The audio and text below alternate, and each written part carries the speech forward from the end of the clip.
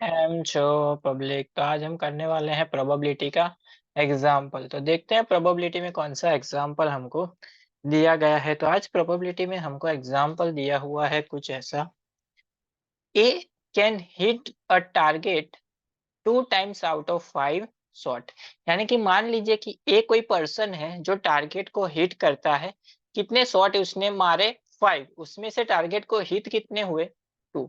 उसी तरह से बी कोई पर्सन है जिसने टोटल शॉट कितने मारे? 4, जिसमें से टारगेट को हिट हुए 3। उसी तरह से सी कोई पर्सन है जिसने 3 शॉट टारगेट पे मारे और उसमें से 2 हिट हुए टारगेट को। They fire a volley. What is the probability that at least 2 shot are hitted? यानी कि इन तीनों ने फायर किया, लेकिन तीनों में से 2 लोगों का एटलीस्ट लगना चाहिए। तीनों का लगे तो भी हमको कोई प्रॉब्लम नहीं है, लेकिन 2 का टारगेट तो हिट होना चाहिए। तो देखते हैं उसके लिए प्रोबेबिलिटी क्या होगी। सबसे पहले तो यहाँ पे हमको जो गिवन है वो लिख लेते हैं। यहाँ पे पीपल गिवन है वो ए, B and C.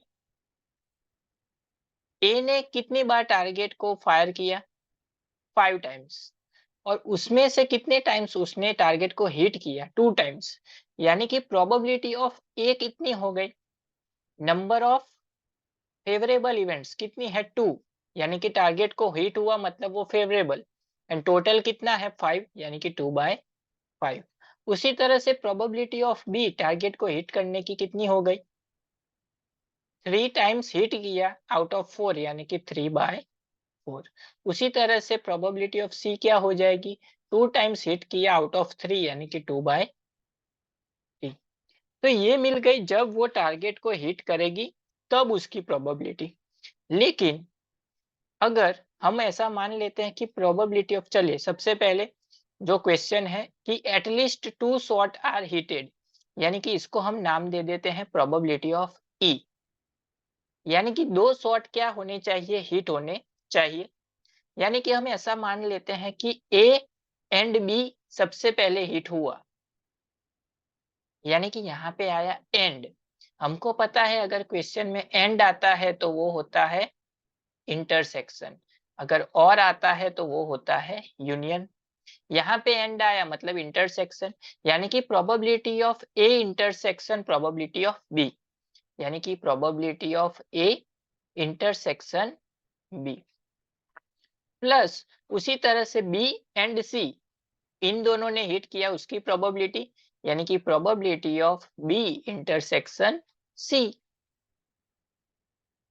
Plus probability of A and C, यानी कि ए एंड सी ने हिट किया उसकी probability, probability of A intersection C. और थर्ड केस, फोर्थ केस आएगा हमारा जब तीनों ने हिट किया, क्योंकि एटलीस्ट 2 दिया हुआ है, यानी कि 2 से ज्यादा लोग भी हिट कर सकते हैं। यानी कि probability of A intersection B intersection C. लेकिन यहाँ पे एक चीज मिसिंग की है हमारी। कौन सी मिसिंग है? कि जब ए एंड बी हिट करेगा तब सी क्या करेगा? तब सी का टारगेट हिट करना नहीं चाहिए, क्योंकि सी भी हिट करेगा तब तो ये वाली प्रोबेबिलिटी हो जाएगी। तो यहाँ पे आएगा probability of A intersection B into probability of C bar. C bar का मतलब क्या हुआ कि तब वो हिट नहीं करेगी। उसी तरह से बी एंड सी हिट करेगी तब कौन सा हिट नहीं करेगा? ए बार हिट नहीं करेगा, यानी कि ए तब हिट नहीं करेगा। उसी तरह से ए एंड सी जब हिट करेगा टारगेट को तब कौन सा वाला हिट नहीं करेगा? बी हिट नहीं करेगा, यानी कि बी बार। यहाँ पे हमको, हमारे पास प्रोबेबिलिटी ऑफ ए है, बी है, सी है, क्या नहीं है? ए बार नहीं है, बी बार नहीं है एंड सी बार नहीं है। तो वो फाइंड कर लेते हैं। प्रोबेबिलिटी ऑफ ए बार क्या होगा? यानी कि उसकी फॉर्मूला है हमारे पास 1 माइनस प्रोबेबिलिटी ऑफ ए, यानी कि 1 माइनस 2/5, यानी कि 3/5। यानी कि प्रोबेबिलिटी ऑफ ए बार मिल गया हमको 3/5। उसी तरह से प्रोबेबिलिटी ऑफ बी बार क्या हो जाएगा? 1 माइनस 3/4 यानी कि 1/4 एंड यहाँ पे प्रोबेबिलिटी ऑफ सी बार ये हो जाएगा 1 माइनस 2/3 यानी कि 1/3। तीनों की तीनों मिल गई।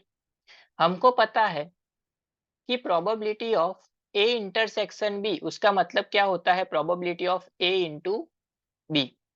चलिए तो यहाँ पे डायरेक्ट ही हम करेंगे, probability of A into B यानी कि 2/5, probability of A 2/5 into probability of B 3/4 into probability of C bar, C bar की क्या वैल्यू मिली थी 1/3 plus probability of B 3/4, probability of C 2/3 and probability of ए बार यानी कि 3/5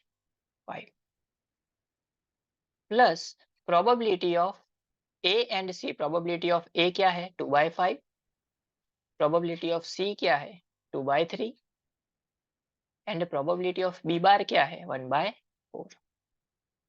उसी तरह से तीनों का probability of A into probability of B into probability of C, तीनों का मल्टीप्लिकेशन 2/5 इंटू 3/4 इंटू 2/3। चलिए क्या क्या कैंसिल आउट होगा, 3 कैंसिल आउट, यहाँ से 2 कैंसिल आउट, यहाँ से 3 कैंसिल आउट, यहाँ से 2 कैंसिल आउट, यहाँ पे 2 इंटू 2 4 कैंसिल आउट, यहाँ पे 3 cancel out, 2 into 2 4 cancel out. बचा क्या, यहाँ पे 1, यहाँ पे 10 यानी कि 1/10 प्लस यहाँ पे क्या बचा 3/2 इंटू 5 10 यानी कि 3/10 प्लस यहाँ पे क्या बचा 1/5 इंटू 3 यानी कि 1/15 प्लस यहाँ पे क्या बचा 1/5। चलिए यहाँ पे एलसीएम क्या हो जाएगा 30,